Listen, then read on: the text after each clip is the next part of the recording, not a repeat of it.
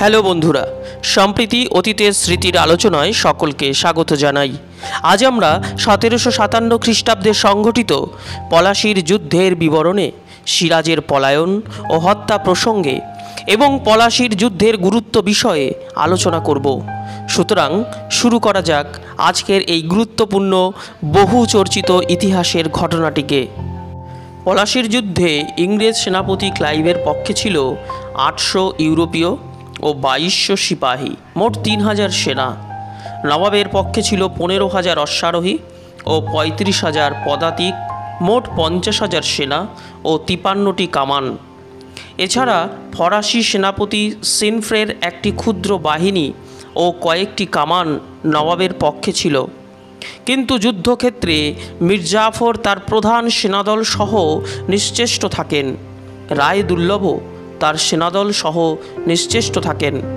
নবাবের অনুগত সেনাপতি মোহনলাল ও মীর মদনের অধীনে 5,000 অশ্বারোহী ও 7,000 পদাতিক নিয়ে এবং সিনফ্রের সেনা ও কামান নিয়ে এই বাহিনী 23শে জুন সকালে ইংরেজ সেনার উপর প্রচণ্ড আক্রমণ চালালে ইংরেজ বাহিনী পলাশীর আমবাগানের ভেতর আশ্রয় নেয়। তাদের অবস্থা বিপন্ন হয়ে ওঠে।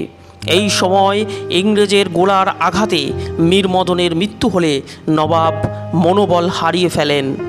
যদিও মোহনলাল ও সিনফ্রে যুদ্ধ চালিয়ে ইংরেজ সেনাকে কোণঠাসা করেন, তবুও নবাব ভীত হয়ে মীর জাফরের শরণাপন্ন হন।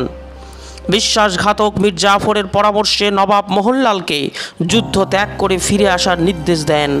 এর ফলে মোহনলালের বাহিনী মনোবল হারিয়ে পালাতে থাকে।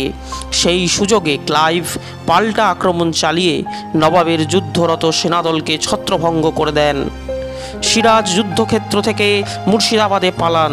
মুর্শিদাবাদের জনসাধারণের কাছ থেকে তার সহায়তা লাভের সম্ভাবনা নেই দেখে তিনি স্ত্রী কন্যা সহ ভাগলপুরের দিকে পালাতে শুরু করেন। পথেই রাজমহলের কাছে তিনি ধরা পড়ে মুর্শিদাবাদে তাকে আনা হয়। মীর জাফরের পুত্র মিরনের চক্রান্তে তিনি মোহাম্মদী বেগ নামে মিরনের এক অনুচর দ্বারা নিহত হন।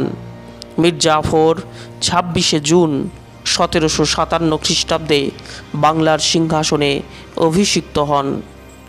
বাঙালি কবি নবীনচন্দ্র সেন তার পলাশীর যুদ্ধ কাব্যে নবাবের বিশ্বস্ত সেনাপতি মোহনলালের এই যুদ্ধে পরাজয়ের খেদ ব্যক্ত করে বলেছেন যে, কোথা যাও ফিরি চাও সহস্র কিরণ, বারেক ফিরিয়া চাও ওগো দিনমণি, তুমি অস্তা চলে দেব করিলে গমন, আসিবে ভারতে পুনঃ বিষাদ রজনী। যাই হোক, তাৎপর্য ও ফলাফলের দিক থেকে ভারত ইতিহাসে পলাশীর যুদ্ধ ছিল একটি গুরুত্বপূর্ণ ঘটনা। এই যুদ্ধের ফলে ইংরেজ কোম্পানির দীর্ঘদিনের আশা পূরণ হয়েছিল।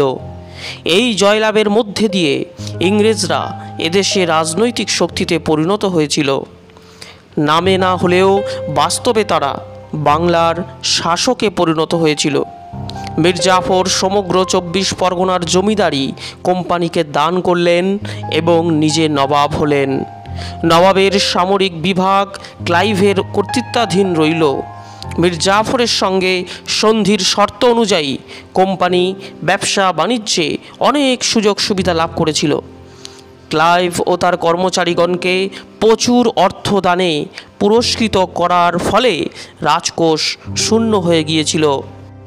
এই প্রসঙ্গে উল্লেখযোগ্য যে নবাব একা ক্লাইভকেই পুরস্কার হিসেবে 2,34,000 পাউন্ড দিয়েছিলেন। এখন থেকে ইংরেজরা ক্রমাগত যেভাবে বাংলাদেশ থেকে অর্থ আদায় করতে থাকে তা পলাশী লুণ্ঠন নামে ইতিহাসে কুখ্যাত হয়ে আছে। এর ফলে বাংলার অর্থনৈতিক কাঠামো ভেঙে পড়ল, দেশীয় বণিকদের সর্বনাশ হলো, ব্যবসা বাণিজ্যে ইংরেজদের একচেটিয়া অধিকার জুড়ল। বাংলার এক বিপুল সম্পদ নিয়ন্ত্রণ করে ইংরেজরা দক্ষিণ ভারতে ফরাসিদের বিরুদ্ধে তৃতীয় কর্ণাটকের যুদ্ধে নিজেদের সাফল্যকে সুনিশ্চিত করেছিল। সর্বোপরি এই জয়লাভের ফলে পরোক্ষভাবে ইংরেজদের ভারত বিজয়ের পথ প্রশস্ত হয়েছিল। কারণ বাংলায় এই আধিপত্য উত্তর ভারতে তাদের অগ্রসরকে যেমন সহজতর করেছিল, তেমনি মারাঠাদের উত্তরমুখী প্রসার রোধ করে ভারত ইতিহাসের গতিপথ পরিবর্তিত করার সুযোগ পেয়েছিল। এদিক থেকে পলাশীর যুদ্ধ নিঃসন্দেহে এক যুগান্তকারী ঘটনা। কিন্তু ইংরেজদের ক্রমবর্ধমান দাবি মেটানো মীর জাফরের পক্ষেও সম্ভব ছিল না। তাই গোপনে তিনি চুঁচুড়ার ওলন্দাজদের সঙ্গে ইংরেজ বিরোধী ষড়যন্ত্রে লিপ্ত হন।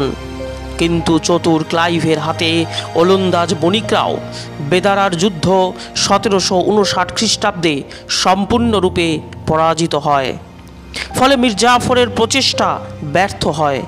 পরে কোম্পানির সঙ্গে এক চুক্তি অনুসারে কলকাতার গভর্নর ভ্যানসিটার্টের অনুমোদনে মীর জাফরের জামাতা মীর কাসিম বিনা রক্তপাতে বাংলার মসনদে বসেন 1760 খ্রিস্টাব্দে। আজকের এই আলোচনা তথা পলাশীর যুদ্ধের বিবরণ ও যুদ্ধের গুরুত্ব এখানেই ইতি টানিলাম। ইতিহাসপ্রেমী সকল দর্শকবৃন্দদের কেমন লাগলো জানাবেন। সকলকে অসংখ্য ধন্যবাদ।